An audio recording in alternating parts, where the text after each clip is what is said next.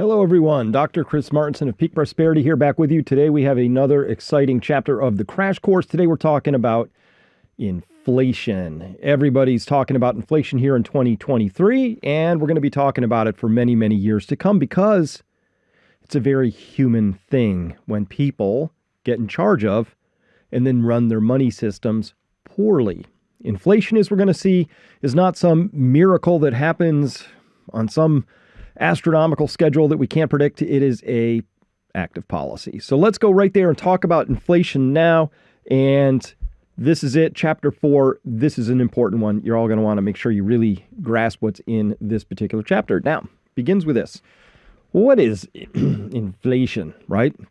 You read about it all the time. Often it's presented to you as if it's the price of milk going up or the price of car insurance going up. It's the prices of things going up. And in fact, that's actually the full-on explanation of it here in Investopedia. They say inflation, it's a rise in prices, which can be translated as the decline of purchasing power over time. Now, let's unpack that a little bit because they're very important concepts here, but this is still kind of obfuscating. This is hiding the actual cause of inflation. So I just want to make sure that we're actually looking at this clear as can be and sharing in a sense of what inflation is. Because if you know what inflation actually is, you can define it. Well, that puts you in a very rare elite class of people to start with. Second of all, you can begin to predict where things are going. Third of all, you can begin to take actions to protect yourself and your wealth, your loved ones, from the ravages of inflation. So this is how it's commonly sort of presented. Well, I'm going to buy an apple, and let's just say, I value an apple and an orange about the same. They both cost the same. Let's say they're each $1. Okay. So apples equal oranges. They're both $1.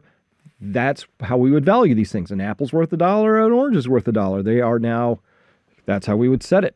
Now, what would we say if all of a sudden we woke up one day and we discovered it was $10 to buy each of these things? Would the value of that apple to you be 10 times higher than it was the day prior? So if this is day one and this is day two, is that apple 10 times more valuable? Is it worth 10 times as much? No, it's still an apple. How about the orange? Same story. And I could do this for literally any good or service or product out there. Whatever they cost is not the value you receive from them. Price is what you pay, value is what you receive. Well, the value of an apple is always going to be the value of an apple. That's pretty much it. Whether it costs 10, 1, or $1 million is kind of irrelevant. The value, the ultimate value, is in the thing itself. So this is an important concept because inflation is presented as if the price of the apple went up, right? That's how it's presented. That's not actually what happened. This is how it's presented in the newspaper all the time. Hey, the price of apples went up. But that's not what happened. What happened was the purchasing power of your dollar went down. It took more dollars to do the same thing. That's a decrease. The dollar has lost purchasing power. So when we talk about inflation, that's not accurate because it sets this frame in our minds that inflation is the price of things going up as if something's happening to the apple. Nothing's happening to the apple. It's still an apple. What's happening is to this thing we call currency or money. It's not really money because it violates. Remember, we talked about in chapter 2 about banking and money and all that other stuff that the money system should always be a store of value, right? And a unit of account, right? It should be fungible, right? Well, when your dollar or whatever your currency is declining, it's kind of violating the store of value precept. It's not storing the value well at all. The thing that's spongy in this story is not the apple. It's not growing larger or smaller. It's just an apple. The dollar, now that's your rubber yardstick, right? It's changing. And of course, this yardstick is shrinking all the time. So it takes more of those yardsticks to measure up to the apple. So that's what inflation really is. I just want to frame that so we could flip that a little bit because you need to start thinking about inflation not as something that's happening to the prices of things. It is something that is happening to your money. And that begins to diagnose and explain and help us understand exactly what's happening and then wander over to the data and predict where this is going in the future. This gets especially important when we start to wrap energy and resources into our money system. Okay. Now, we've already shown in a prior chapter that the money system in the United States, and by extension, most of the world, is a very, it's an exponential money system. The charts all go whoosh like this, right? They're hockey stick charts. And that has huge implications for what things are going to cost. What is the price of an apple going to be in the future is largely dependent on the decisions that are being made and taken today in terms of debts, deficit spending, money printing, all the rest. So that's why this is such a vital chapter to really ingest and bring in and understand. All right. So turns out that whether we valued this at $1 or we valued it at $10 or $1,000 is irrelevant. The orange is still an orange. The apple is still an apple. It's the currency unit itself that is changing. So that means that we have to go back to our monetary policy and we look at how much money is being created. And that gives us a sense of what inflation or rising prices we're going to experience, or let's flip that, how much the purchasing power of our dollar is going to be shrinking over time, how much less a dollar is going to be worth over time. But it leads us to be able to make this one statement. This is a Milton Friedman statement, famous economist. Inflation is everywhere and always a monetary phenomenon. That means that if you want to understand inflation, you just have to understand monetary policy. Because remember, money itself and debt by extension, those are just claims on real things. The apple or the orange in this case, that's the real thing. The money's a claim on it. If you're making lots of claims, but you don't have that many new things coming out, well, the price of those things is going to seem to go up. But that's not what's actually happening. Again, we flip that. What's actually happening is the orange is still an orange, but the money is shrinking in its purchasing power. So it's an important concept.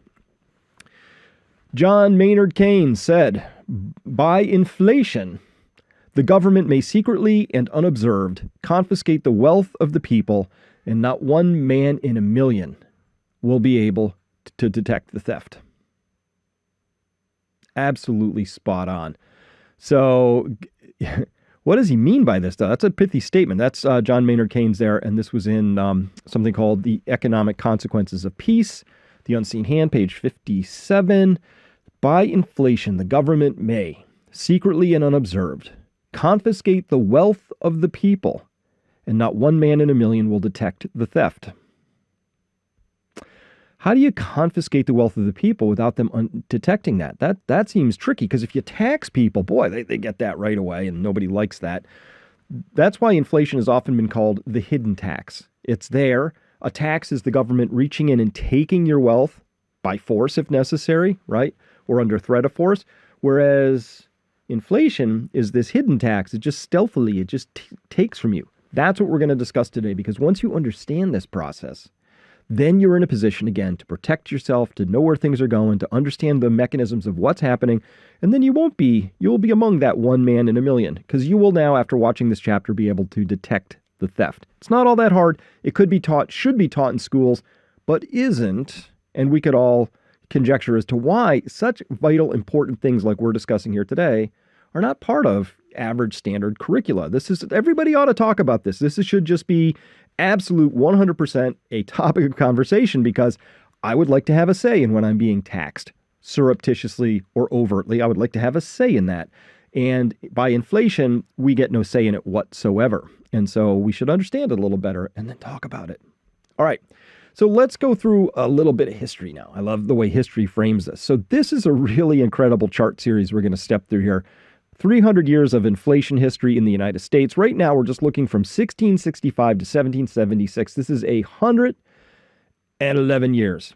For 111 years, the general price level of things in the United States, let's sort of eyeball that at 5. In 1665, cost 5 to buy a basket of goods, right? So that could be, I don't know, the clothes you wear, the food you eat, the transportation you're going to, use, all of that. Cost 5. And after 110 years or 11 years of building the nation, and a lot's happened since 1665 to 1776. Cities have sprung up, roads have been constructed, and you know what? Things still cost 5. Can you even imagine that 100 years from now, 110, 111 years from now, things would cost the same as they do today? you and I both know you can't even count on that to next year, sometimes not even next month, and depending on which country you're in, not even the next hour. Prices are just constantly going and adjusting upwards. Now, that's extraordinary. So this proves one thing right away off the bat. Inflation is not an automatic feature of life. Like if we have a money system, we're gonna have inflation. That's just because of how and where and when you grew up. You grew up during a time when inflation was epidemic, but that wasn't always the case. It's an important concept.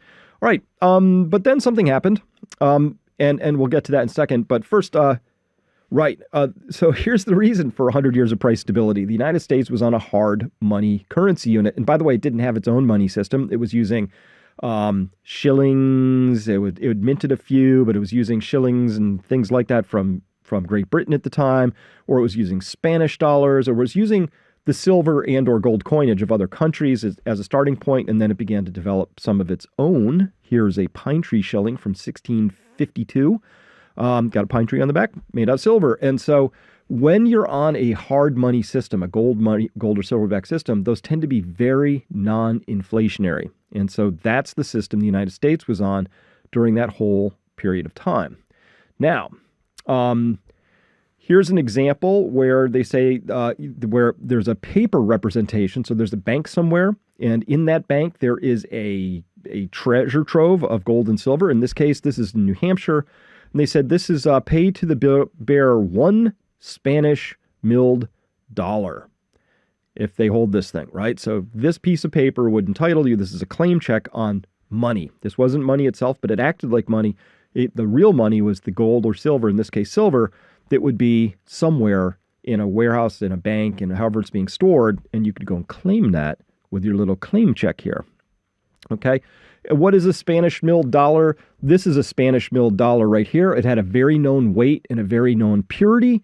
That's why they were so valued in trade and as money, because known quantity, known purity, known weight, all that stuff, and then that makes it trustworthy and valuable. So this was a Spanish milled dollar, and you might have heard, maybe you've watched, I don't know, Pirates of the Caribbean, you heard about, pieces of 8, and or you might have heard the saying before, shave and a haircut, 2 bits, right? What do those mean? These are very archival terms that come from this, that once upon a time, these pieces of 8 would be cut, hacked, chopped into pieces. It was totally legal. People did it all the time. You could cut it in half, then you'd have a $50. You could cut it into quarters, then you'd have a $quarter, or you could cut it into 8 pieces like you see down there in the lower right. That was a piece of 8. And by the way, each one of those was a bit. And if you had 2 bits, you had a quarter. So that's why 2 bits is slang for a $quarter.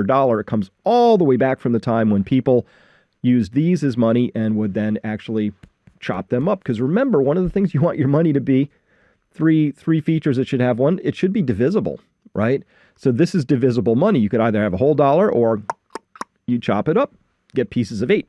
And that's a little bit of history there. Okay, so the United States, 111 years, no inflation. But then, oops, war comes along, the Revolutionary War, and what happens next? Well, the price levels skyrocketed. They absolutely, for the first time in the nation's history, we saw massive inflation in the United States because of that Revolutionary War thingy right there. And you can see the price levels almost doubled, right? So that's a big deal, 100% inflation over a very few set of years. And so that's what happened.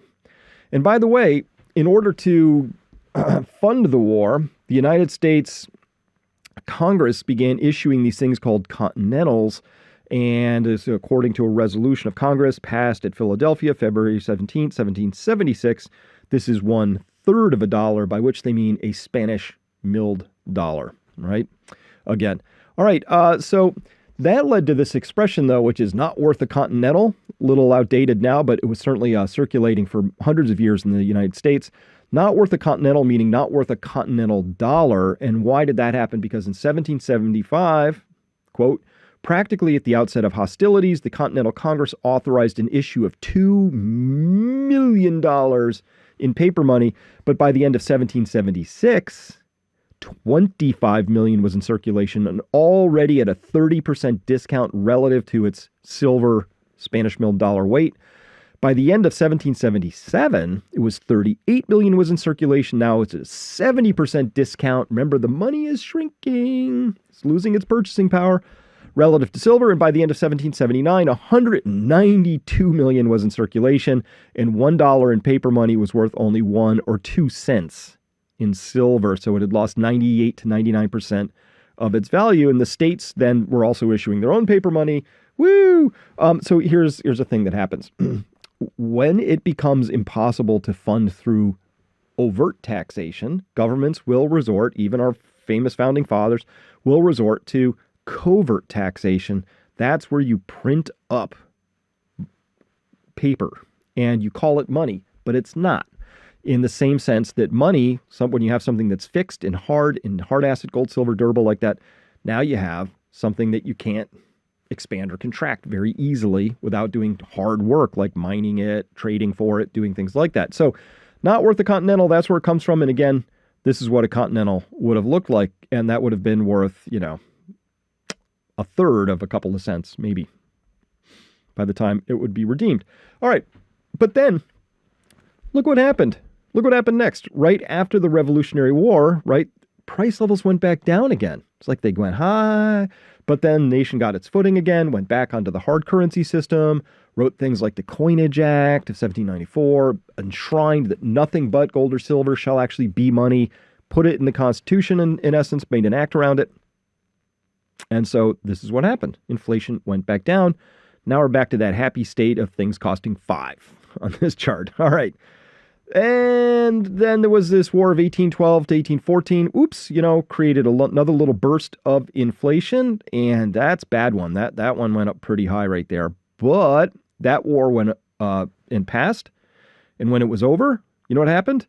A long period of returning back to things costing 5 again. So now we're, from 1665 to 1860, we're almost 200 years. We have a few bouts of inflation. They're temporary, and they revert. They return. Prices come back down. A shirt cost as much 200 years ago as it does today. A horse costs just as much 200 years ago as it does today in these terms right here. That's extraordinary, right? I can't even imagine what it would be like to have been alive during a period of time when you could earn money, save money, and be confident that it would be worth something in a few years. Now, you don't have to do complicated stuff like, I got to have my money in the markets. It's got to be earning an interest rate because I know there's going to be inflation. And what's college even going to cost when my kids get there? And you go through all that stuff, right? Because you can't trust that your money is going to be there. In fact, the only thing you can trust is your money's going to be worth less in the future. And that, my dear friends, is an act of policy. That's what the Federal Reserve is openly trying to do. And they tell you about this all the time, right? The Federal Reserve says that they have a stated inflation goal of 2%. Now, remember back to the inflation chapter earlier on, the exponential chapter earlier on, using our handy rule of 72, we can discover that if something is inflating at just 2% a year, in 36 years, it's going to be worth half as much. Because we divide 2 into 72, we come up with a number that looks like 36.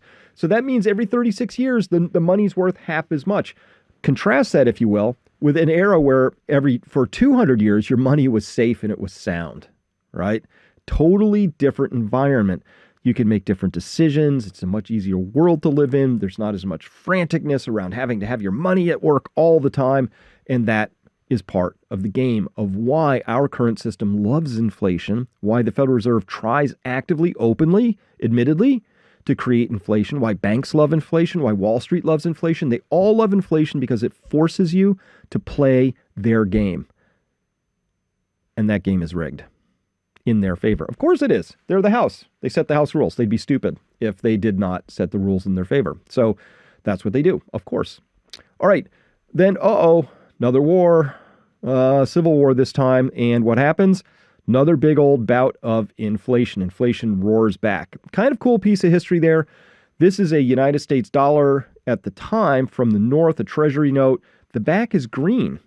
And they had to use a special dye to create that green back. And the reason was they ran out of the black dyes, which were being manufactured in plants down in the south. So to save the black dye, they switched to this green dye, which was actually made out of a serpentine mineral that was mined in a place called Chester, Massachusetts. Very cool piece of history on that. But that's why it's called the greenback. Maybe you've heard the greenback. So they started to print up a lot of these things again to pay for the war. It's just what you do. And then after that, of course, inflation came down again. But then there's World War I and then World War II. And now you start to see something after World War I, something new happens in this story. Whereas in every single war period prior, we saw a return of inflation, of price levels back down. There was a period of deflation after the inflation to bring price levels back down to where they were. After World War I, that didn't happen. Prices went up. They stayed up. There was a little bit of, let me see if I can put this on here. Get my drawing tool out. Let's do a highlighter. You see this little decline right here?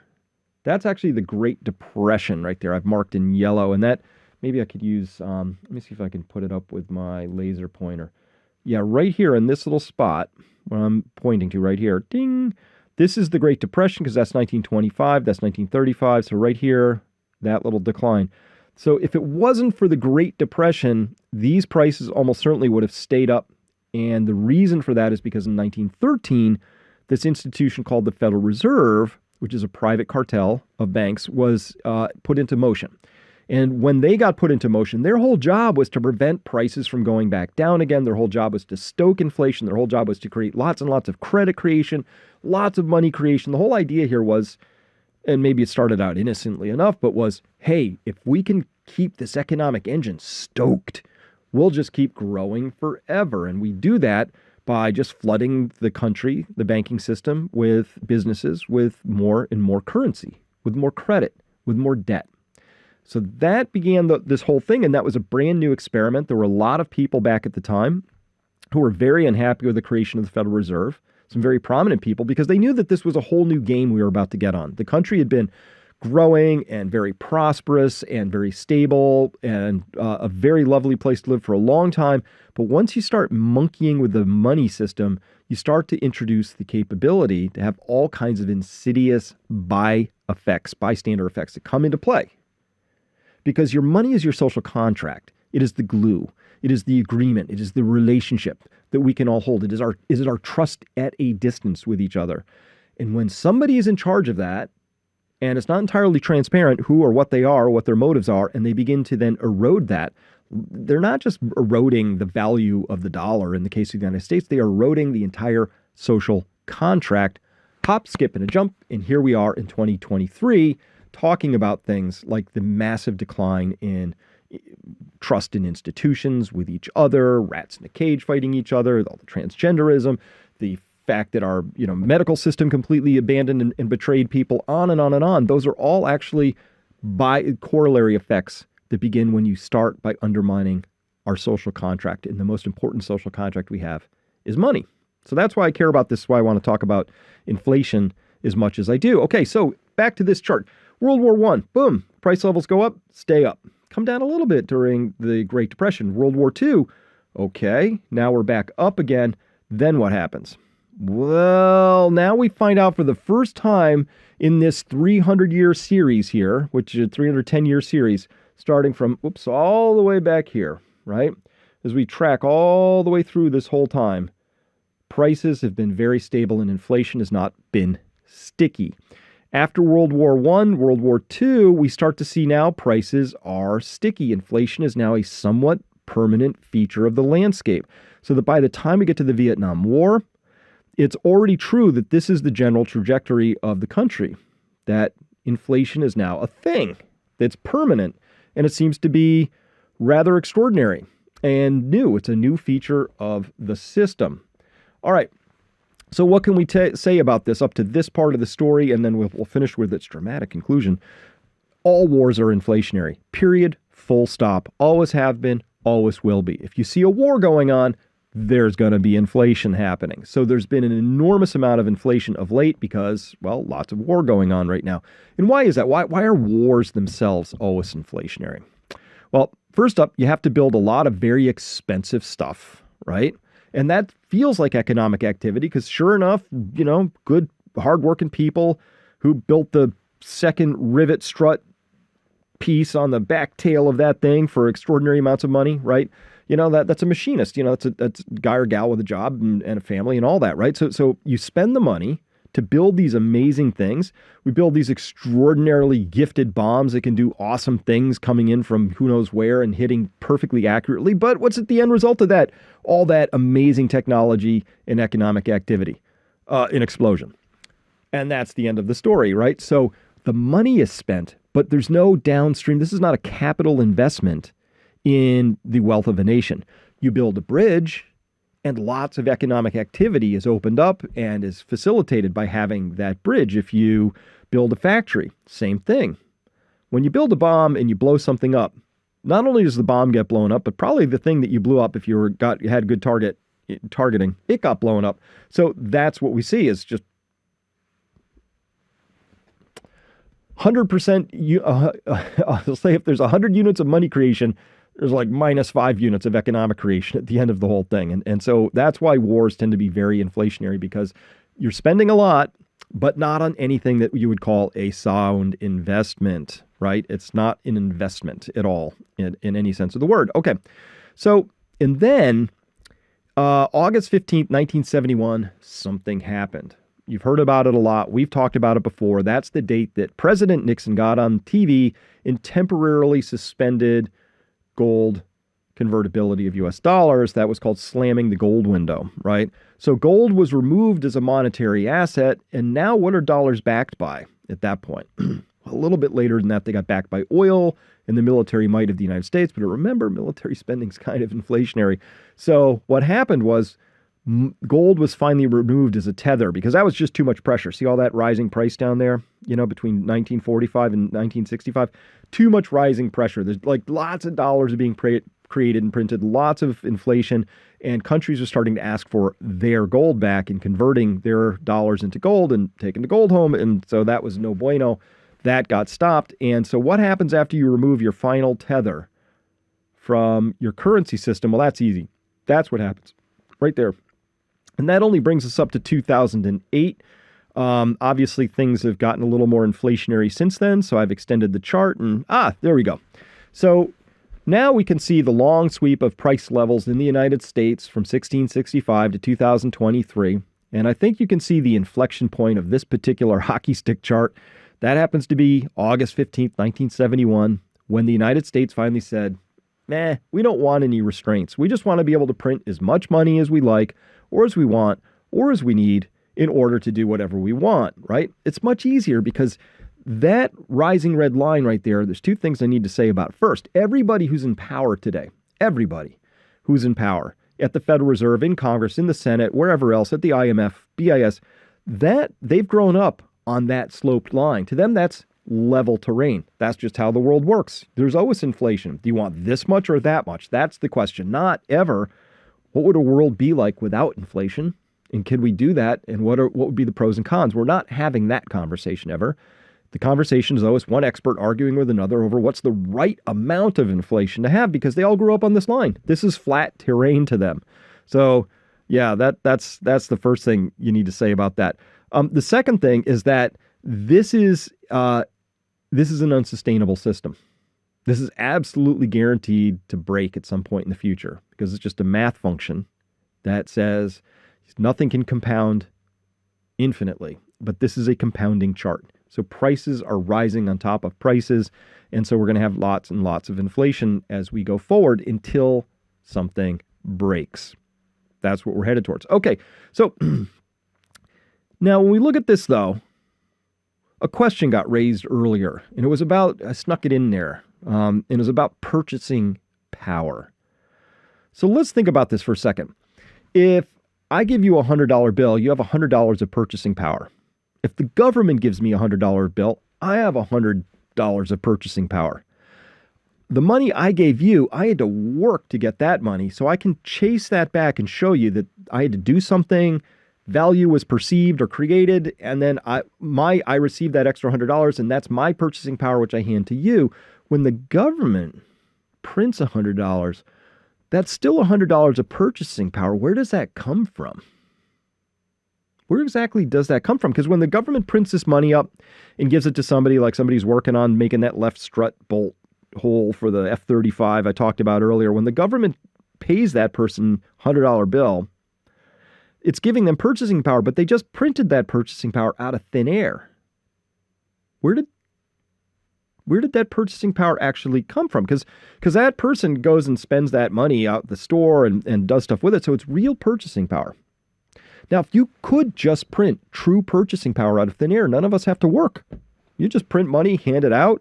Everybody has purchasing power and it works. No. Remember, money is a claim on goods and services. Money is a claim on real things, but the government just made some claims out of thin air.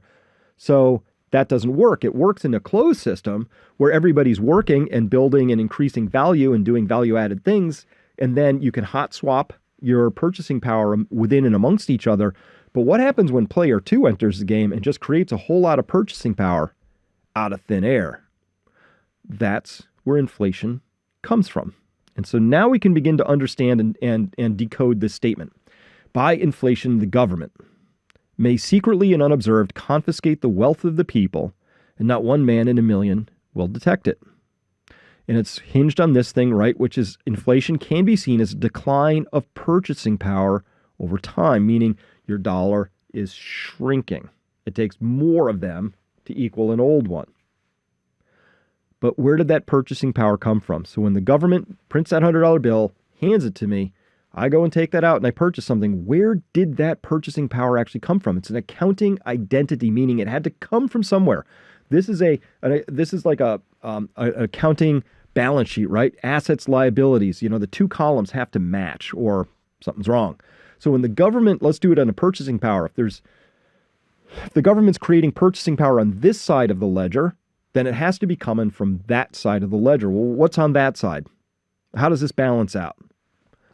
It balances out because when the government prints money and spends it into circulation, what it's really doing is for every dollar that it does that with, it's stealing from every other dollar that's already out there stored in somebody's bank account or in somebody's treasury account or something like that. So let's say but this is why it's very secret and unobserved.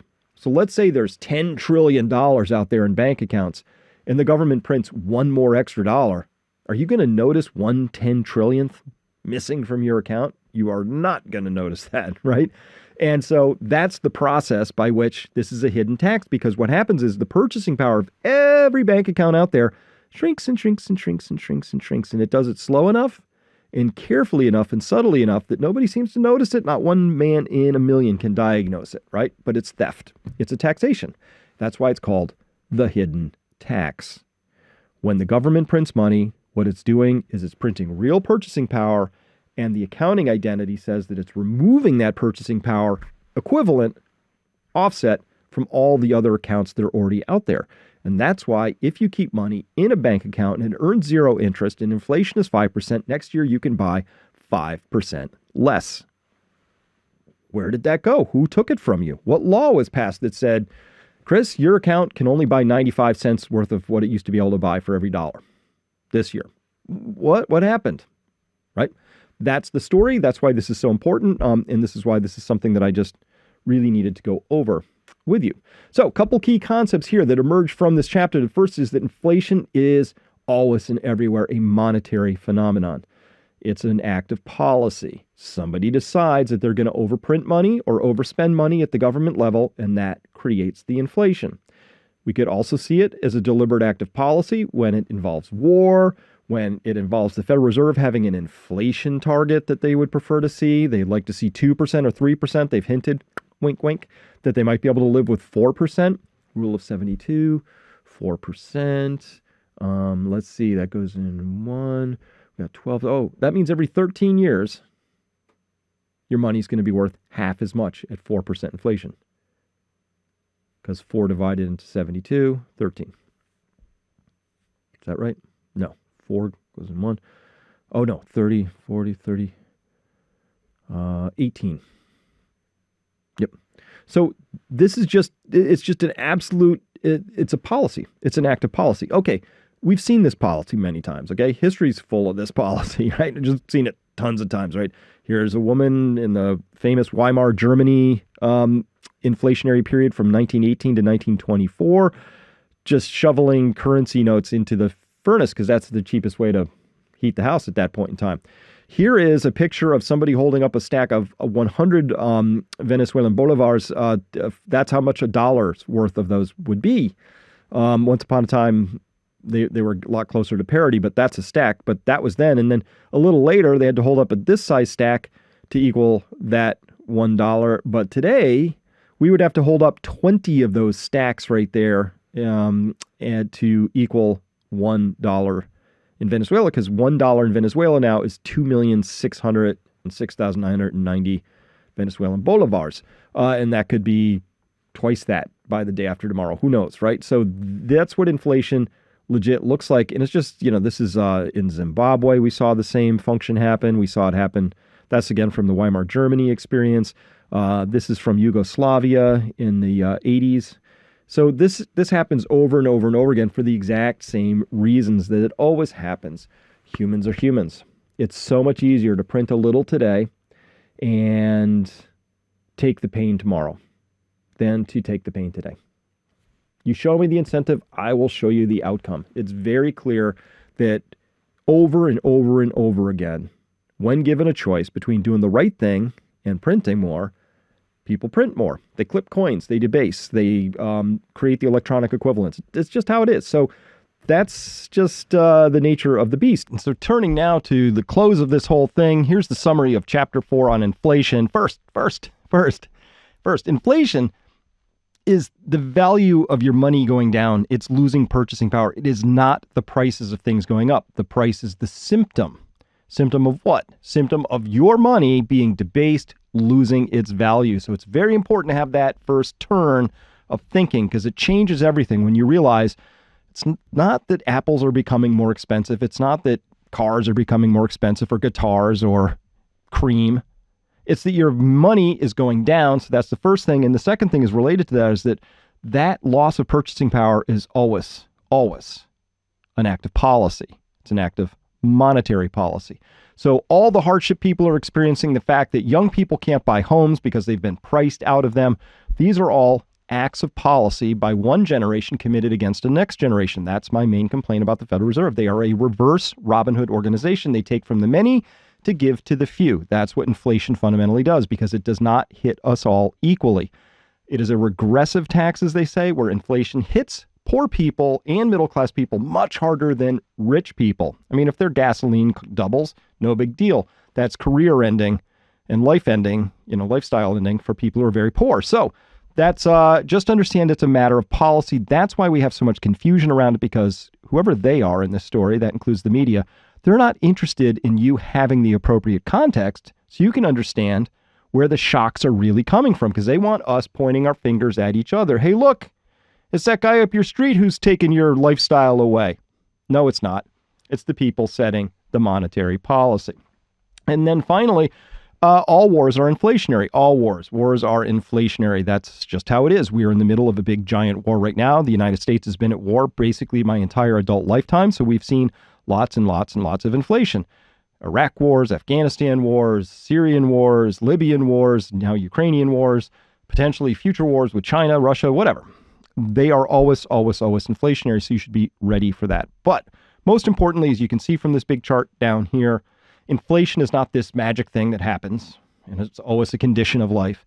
That, in fact, it's a fairly recent phenomenon in our long sweep of history. And the reason for that is that we have gotten away from sound money, and we now have unsound money. In fact, it's so unsound, I hesitate to call it money.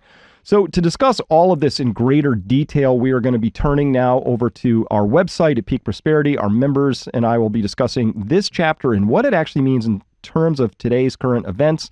And we'll have a long-running conversation about inflation, what it means. And by the way, Liz Farah just recently, 3 days ago, left us this testimony to talk about why she comes by and why she values her Peak Prosperity membership. And she says, quote, "It's hard to put a price on the information and peace of mind I receive from being a member. I don't feel at peace because I'm reading good news. I feel relieved that I can come here and be treated like an adult." Thank you sincerely for this labor of love. Liz, you are welcome. And so is everybody else who comes to Peak Prosperity, because what we do there is we treat each other like adults. We have context, just like this context that I've provided for you today. And with that context, with that information, with the other rich people in discussion there and their rich experience sets, you then surround yourself with other good people who are not confused by all of this and are capable of having clear minds and clear hearts. And then we take actions, whatever those actions are for you. That's the 3-step path for success that we follow at Peak Prosperity. These are very uncertain times. You deserve to have great information, even better people, so that you can take good, well-informed actions to protect you and your family and build your future wealth. With that, I'm Chris Martenson. Thank you very much for listening. It has been a real pleasure to be here with you today.